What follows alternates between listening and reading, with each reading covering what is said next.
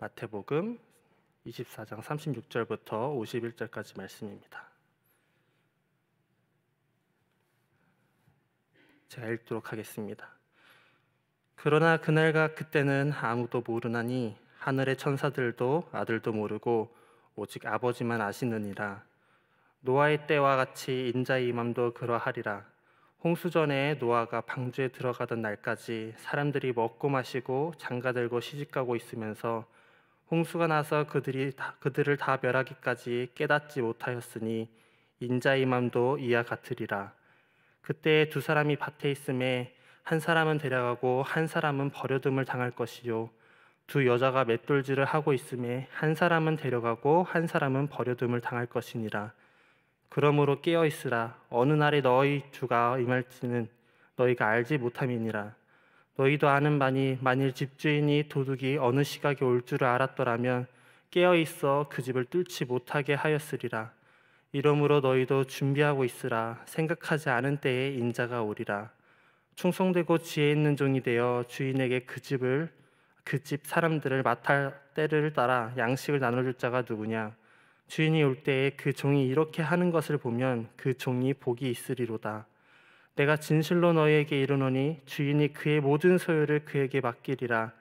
만일 그 악한 종이 마음에 생각하기를 주인이 더디 오리라 하여 동료들을 때리며 술 친구들과 더불어 먹고 마시게 되면 생각하지 않은 날 알지 못하는 시각에 그 종의 주인이 이르러 엄히 때리고 외식하는 자가 받는 벌에 처하리니 거기서 슬피 울며 이를 갈리라. 아멘.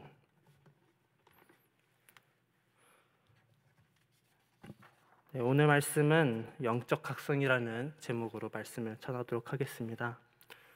네, 오늘도 이른 아침부터 주님의 말씀을 사모하면서 이 자리에 나오신 여러분들과 또한 온라인으로 함께 말씀을 듣는 모든 성도님들께 주님의 은혜가 가득하기를 원합니다. 어느덧 차가운 공기가 사라지고 이제 봄의 냄새를 풍기는 계절이 돌아왔습니다.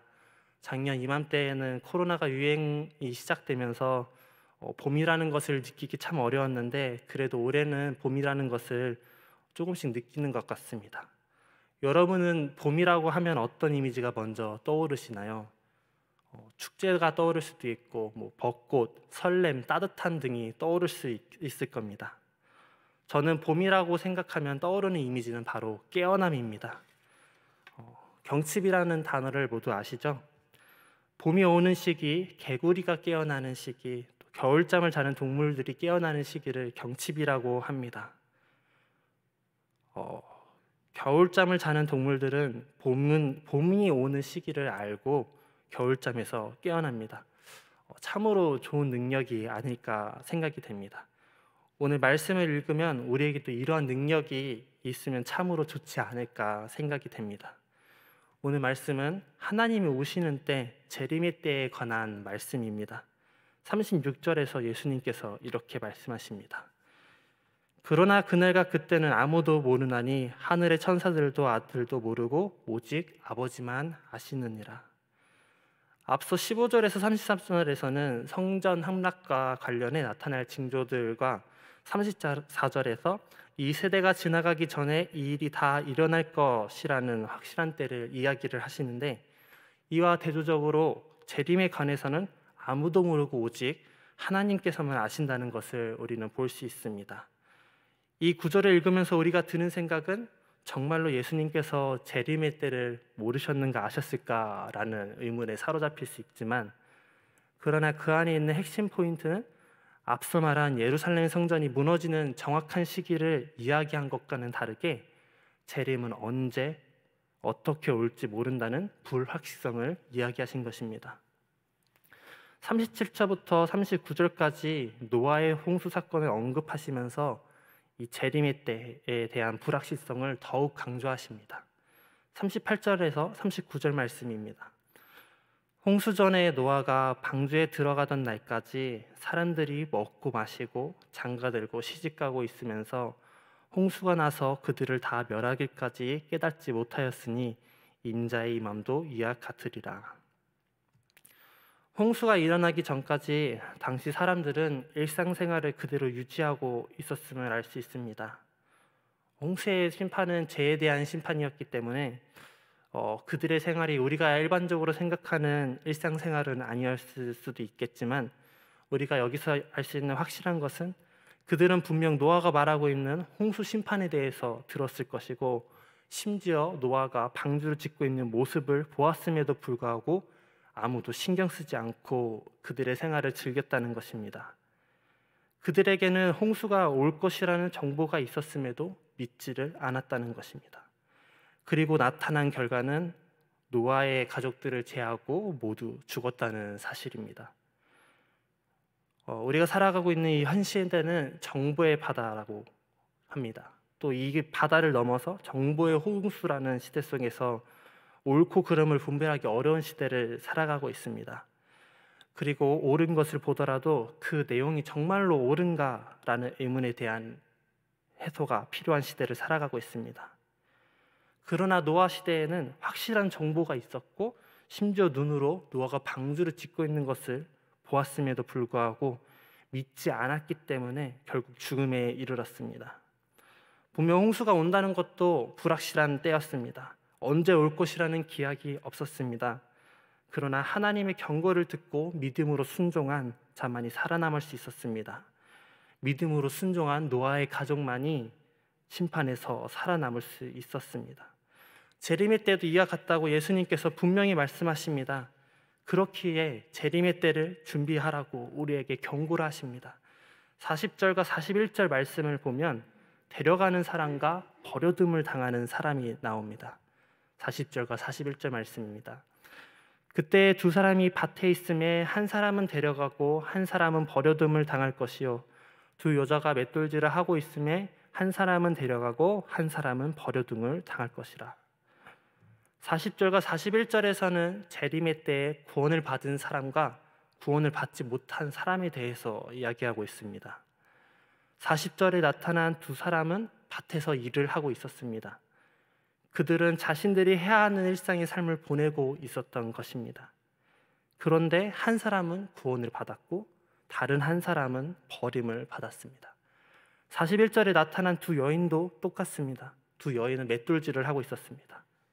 일상을 보내고 있었던 것입니다. 그런데도 한 사람은 또 구원을 받았고 한 사람은 버림을 받았습니다.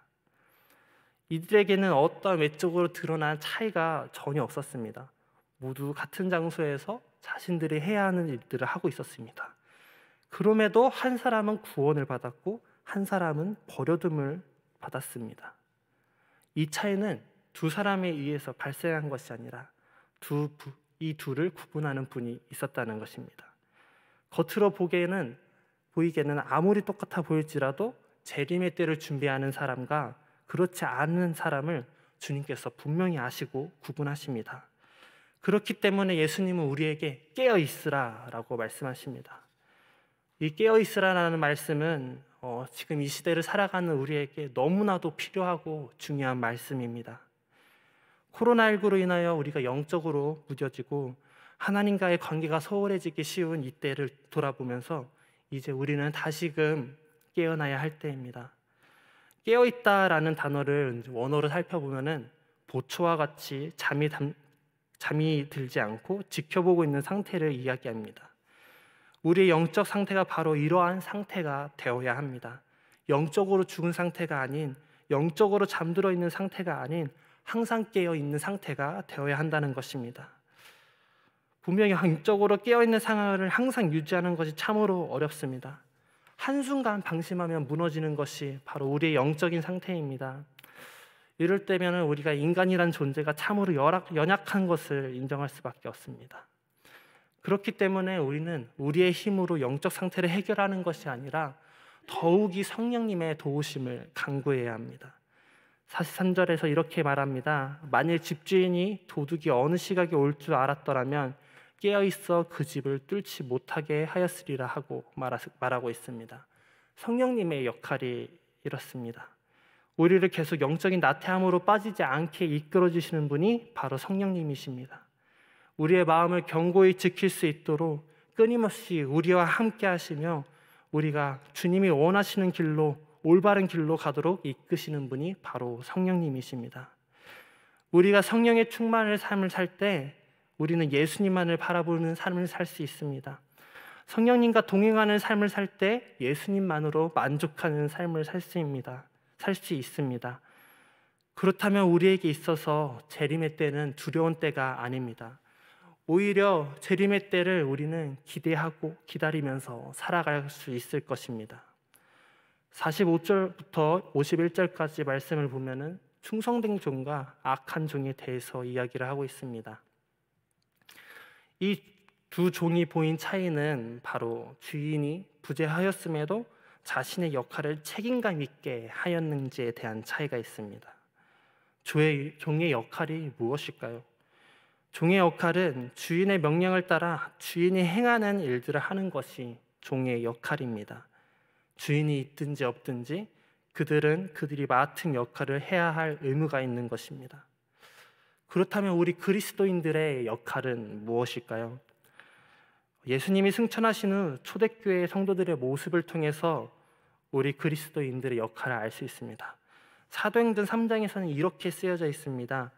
믿는 사람이 다 함께 있어 모든 물건을 서로 통용하고 또 재산과 소유를 팔아 각 사람의 필요에 따라 나눠주며 날마다 마음을 같이하여 성전에 모이기를 힘쓰고 집에서 떡을 떼며 기쁨과 순전한 마음으로 음식을 먹고 하나님을 찬미하며 또 온 백성에게 칭송을 받으니 초대교회 성도들의 모습을 통해서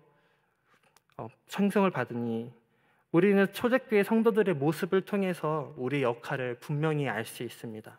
서로를 사랑하고 하나님을 예배하는 것입니다. 우리는 이 역할을 정말 충실히 이행하고 있나요? 아니면 또한 서로를 사랑하고 있나요? 그리고 마음을 다해 하나님을 예배하고 있나요? 우리는 예수님이 오실 때까지 주님께서 우리에게 맡기신 사명을 지켜 행해야 합니다. 재림의 때를 기다리면서 사랑이 없는 이 세상에서 먼저 사랑을 보이고 모이기 힘들고 예배드리기 어려운 이때에 온라인을 통해서라도 또 함께 모여서 예배를 드릴 수 있기에 더욱 힘쓰는 저와 여러분이 되기를 소망합니다. 말씀을 정리하도록 하겠습니다.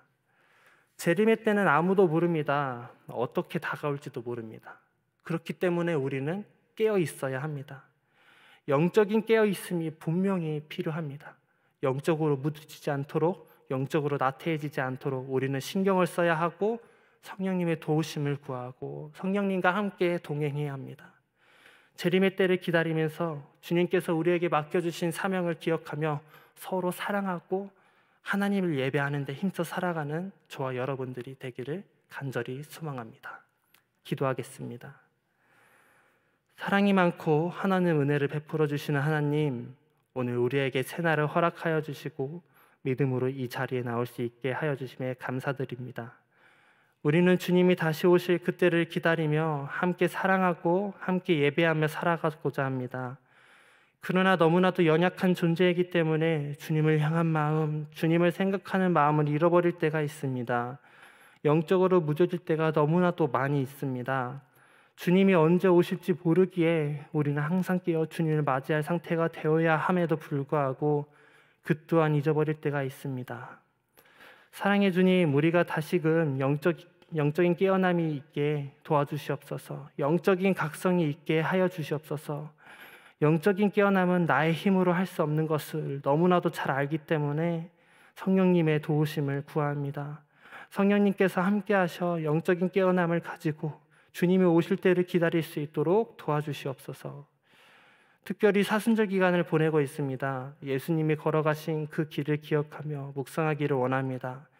예수님이 이 땅에 보여주신 사랑을 기억하며 그 사랑을 전하며 살아가는 우리가 될 수 있기를 간절히 원합니다. 교회를 위해서 기도합니다. 현재 교회에서 성경 통독과 탄속 금식 캠페인을 진행하고 있습니다.